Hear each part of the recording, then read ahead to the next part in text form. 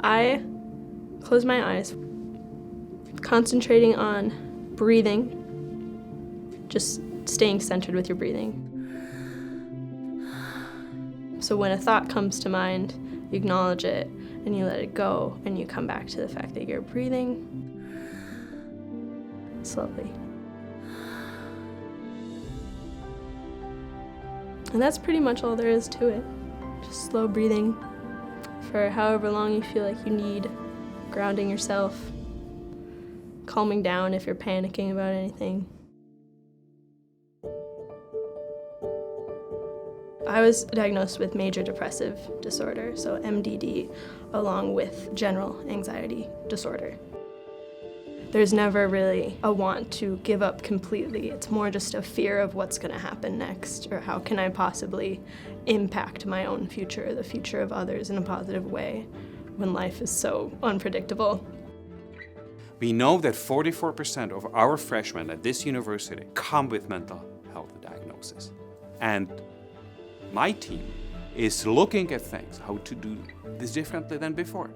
What are we missing with these youth that aren't responding to standard treatments? What's different about their neurobiology?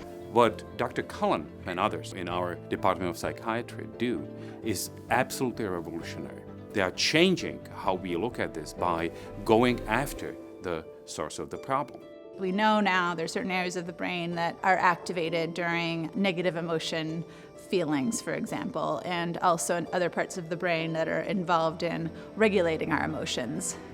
Brains change during our lifetime. Brains of an adolescent changes quite a bit.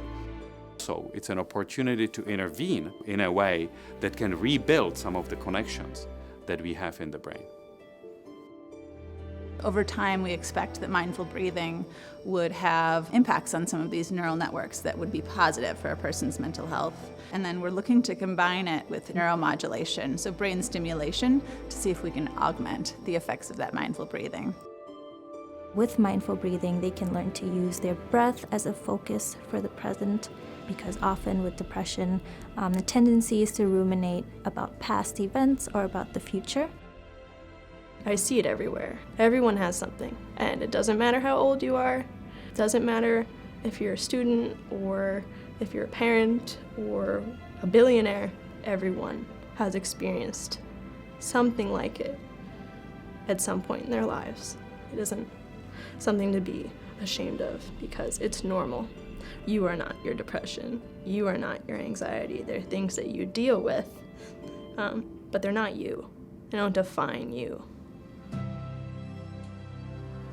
Somebody like Dr. Cullen, who has looked at the sources of the problem as well as ways to intervene in a different way that we used to do, is exactly the person that can change the life of somebody like Natalie's, because there's no health without mental health.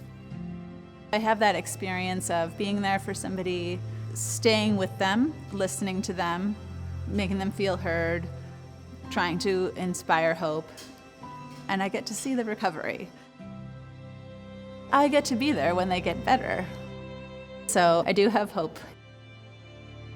I think that the mindful breathing had an impact on me, a positive impact, because I've noticed myself being less anxious in everyday activities, taking more time to appreciate little things in my life.